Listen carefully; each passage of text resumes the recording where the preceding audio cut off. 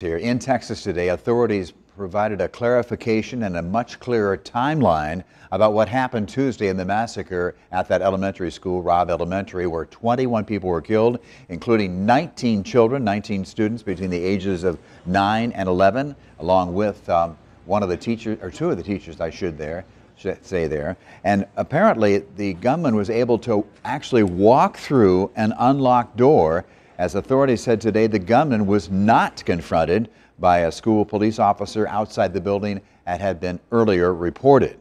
As local and school police followed him in the building about 4 minutes after the gunman actually went into Robb Elementary. Authorities say they could not enter the room because of the gunfire which was taking place. They called for more resources, but those resources arrived about an hour later. The threat of more school shootings weighs, of course, heavily on the minds of aspiring teachers and current teachers all across the area. This week is the latest in the long list of school shootings, which have seared in our memory, 27 already this year. KWW reporter Daniel Perot joins us live right now with what the next generation of educators are doing to prepare.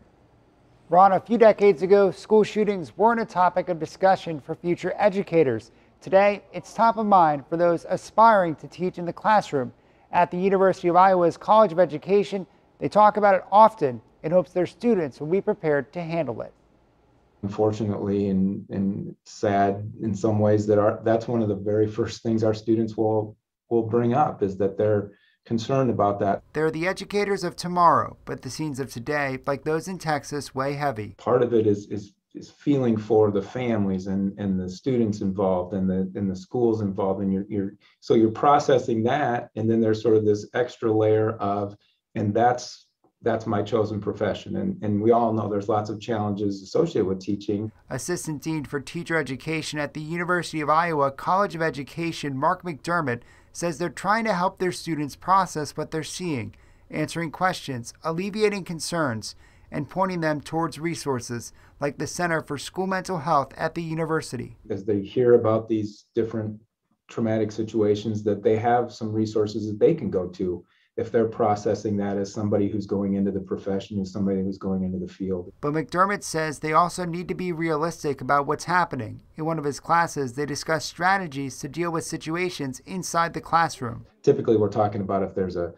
altercation or if there's an argument, and we'll talk about different strategies to try to de-escalate and be proactive.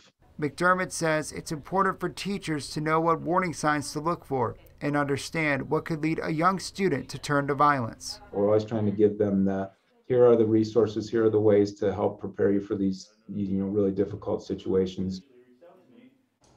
Just one of many challenges to being a teacher, McDermott says that they do have to strike a balance between preparing them for these tough situations, but also reminding their students of the good things about the profession and why it is a rewarding job.